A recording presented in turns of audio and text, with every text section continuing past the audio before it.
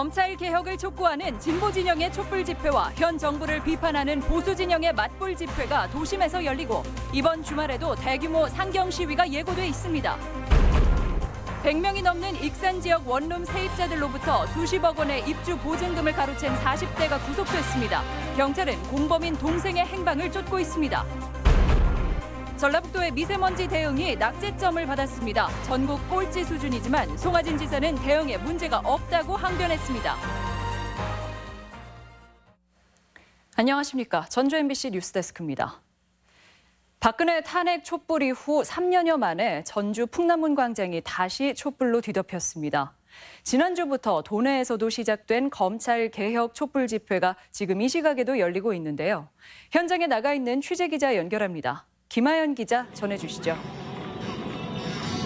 네, 이곳 전주 풍남문 광장에서는 약 1시간 전부터 검찰 개혁을 요구하는 전국적 촛불 집회가 열리고 있습니다. 이 날이 저물수록 많은 시민들이 모여들면서 지금은 제 뒤로 보시는 것처럼 약 100여 명의 시민들이 자리를 메우고 있는데요. 이 한 손에는 촛불을, 한 손에는 검찰 개혁과 공수처 설치, 언론 개혁 등을 요구하는 피켓을 들었습니다. 집회는 상당히 자유로운 분위기 속에서 진행되고 있는데요. 이 정해진 순서 없이 현장에서 신청을 받아 자유 발언을 이어가고 있습니다. 시민들은 그간 무소불위의 권력을 휘두르며 대한민국을 흔들어온 선출되지 않은 권력, 검찰을 한 목소리로 규탄했습니다. 또 검찰 발표를 관행적으로 받아 써온 언론은 물론 검찰개혁에 손 놓고 있는 정치권에도 비판의 목소리를 높이고 있습니다. 도민들의 검찰개혁 요구는 내일 검찰청사 앞 촛불 집회 참여 열기로 결집할 전망입니다. 9번째인 서울 서초동 검찰개혁 촛불 집회에는 도민 수백 명이 버스를 대절해서 덜어는 개별적으로 상경 집회에 나섭니다. 그간 전주 중심의 촛불버스가 익산과 군산은 물론 남원과 정읍, 고창 등 도내 전역으로 확산되고 있는 겁니다. 제도권이 해결하지 못한 검찰개혁이 광장의 구호로 분출하면서 지난 2016년과 17년의 탄핵 촛불이 도내에서도 다시 타오를지 여부가 관심입니다. 한편 오늘 오후 전주 오거리 광장에서는 조국 장관에 대한 철저한 수사와 퇴진을 요구하는 집회가 열리기도 했습니다. 지금까지 전주 풍남문 광장에서 MBC 뉴스 김하연입니다. 지난 봄 원광대 원룸촌 학생들의 자취방이 경매에 넘어가 보증금을 떼일 위기에 놓였다는 보도 여러 차례 해드렸습니다. 이후 경찰 수사가 진행돼 피의자가 구속됐는데 붙잡힌 사람은 건물주가 아닌 건물주 친형이었습니다. 어떻게 된 일인지 조수영 기자가 취재했습니다. 원광대 원룸촌에 사는 학생들에게 지난 4월은 잔인한 달이었습니다. 원룸 건물 16개 동이 한꺼번에 경매에 붙여져 보증금 수천만 원을 뗄 위기에 놓였기 때문입니다. 수도는 이번에 터진 거는 한 일주일, 2주? 펌프도 고장났어서 뜨거운 물도 한동안 못 썼어요. 근데 이 집에서 안 살고 다 빠져나가고 있어요, 점점. 집주인은 43살 강모 씨. 세입자들의 고소에 따라 사기 혐의로 입건됐습니다. 이런 열기구나 그런 거마저도 해외에서 시작을 하려고 했었는데 그것도 저도 조금 안 좋게 됐어요. 좀 한국에서 열심히 그렇게 투자를 더 늘려가면서 대출이자를 갚지 못할 만큼 자금 압박을 받으면서도 사기 행각을 이어온 정황도 있습니다. 선순위 권리자는 또 따로 있으세요 혹시? 없어요. 지금 LH 학생이 2명 살고 있는데 건물이 한 6억 7천 정도 되니까 네. 한 2억 5천에서 3억 정도 여유가 있어요. 경찰은 강 씨에 대한 체포에 나섰지만 석 달째 행방이 묘연한 상황. 그런데 예상치 못한 반전이 나타났습니다. 집주인의 친형인 46살 강모 씨가 사기 혐의로 구속된 겁니다. 경찰이 형제간에 수상한 자금 흐름을 포착했는데 범죄 수익 대부분이 친형 쪽으로 흘러갔다는 겁니다. 내가 먹고 살으라고 투자를 해줬어요. 내가 할 때만 해도 그렇게 월세도 많고 했는데 점점 이제 돌려막기를 하다가 내가 은행 이자도 한 2번 더 내줬어요. 경찰은 형인 강 씨가 범행을 계획한 것으로 판단하고 재작년부터 세입자 100여 명으로부터 44억 원의 전세 보증금을 챙긴 것으로 보고 있습니다. 구속된 강 씨는 서류상 집주인인 동생에게 책임을 돌리며 범행을 전면 부인하고 있습니다. 한편 집주인이 잠적하면서 원룸은 관리 자체가 안 돼 대다수 입주민들은 보증금도 받지 못한 채 새 집을 찾아 나서고 있는 상황입니다. MBC 뉴스 조수영입니다.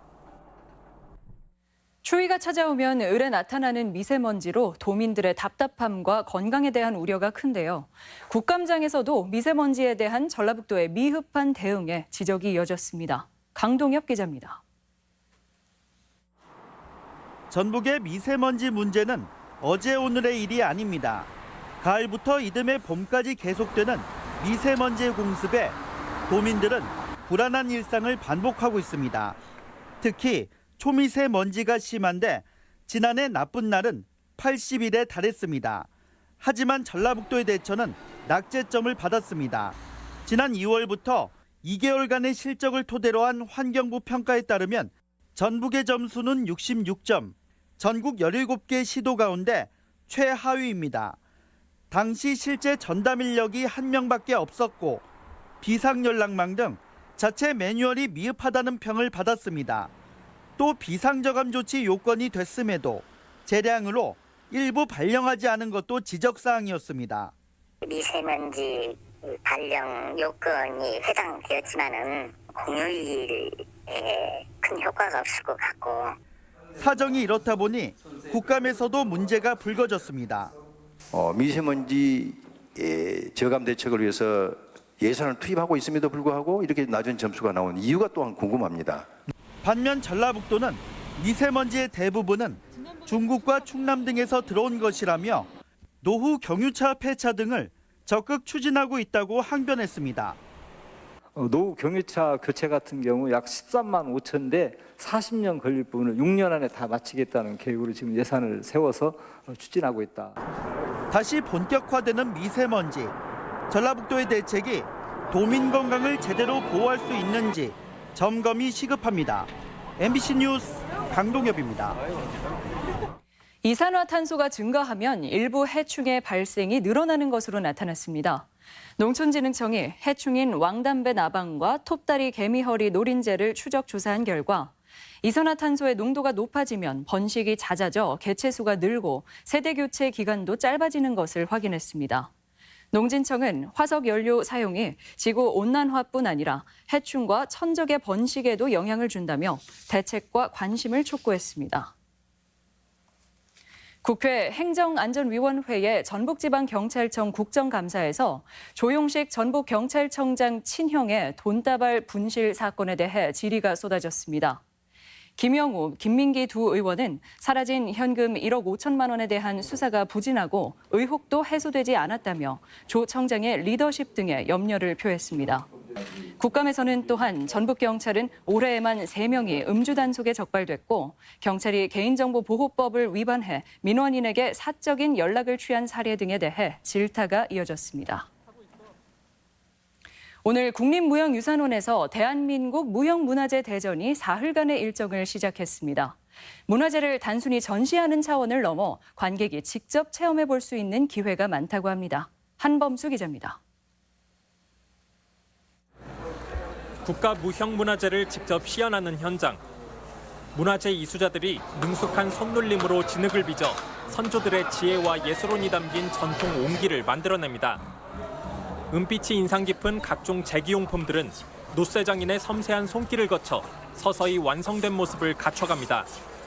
정확하게 원형으로 돌아가면서 칼을 부드럽게 잘 대는 작업이 제일 중요한데 그렇지 않으면 제품에 불량이 생기기 때문에 야외 공연장에선 전주 기점놀이가 펼쳐져 관객들을 흥겨운 우리 민속음악의 세계로 빠뜨립니다.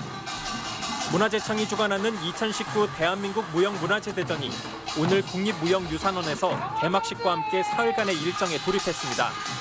문화재를 단순히 전시하는 차원을 넘어 시민들이 직접 제작 과정에 참여해 볼 수 있고 문화재를 보유한 장인과 관객이 직접 소통하는 시간이 주어진다는 게 특징입니다. 이제 처음으로 지금 해봅니다. 근데 재밌네요, 너무나.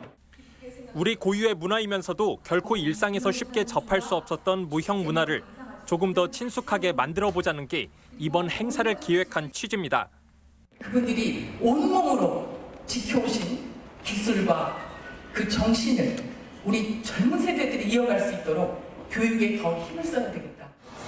대대손손이란 슬로건대로 이번 행사가 민족 문화에 대한 관심을 이어가는 계기가 될 수 있을지 주목됩니다. MBC 뉴스 한범수입니다. 신설 전주 역사에 대한 주민 설명회가 열렸습니다. 설계 당선작을 낸 건축사무소 시아플랜은 오늘 설명회를 열어 기존 전주역을 선상 역사 형태로 증축하고 한옥구조 건물 뒤편에 유리 건물을 신설하겠다는 계획을 밝혔습니다. 전주역 증축 공사는 사업비 450억 원을 들여 오는 2024년까지 진행될 예정입니다. 전주시가 수소버스 도입에 속도를 냅니다. 전주시와 현대자동차는 오늘 친환경 수소버스 도입을 위한 협약을 체결하고 오는 2024년까지 5년간 시내버스 80여 대를 수소버스로 교체하는 사업을 벌입니다. 현대차가 보급하는 전주의 첫 수소버스는 내년 6월부터 시내를 달릴 예정입니다.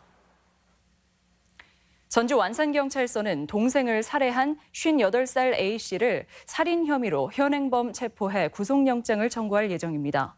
A씨는 오늘 오후 4시쯤 전주 서노송동의 한 시장에서 채무 관계가 있던 동생의 옆구리 등을 흉기로 수차례 찔러 숨지게 한 혐의를 받고 있습니다. 조국 법무장관 논란이 전북 국정감사에서도 불거졌습니다. 바른미래당 권은희 의원은 조 장관 오촌 조카가 연루된 사모펀드가 투자한 배터리 소재업체 WFM이 부적격함에도 도 산학연 연구과제로 지정받아 전북 테크노파크로부터 3천여만 원을 지원받았다고 지적했습니다.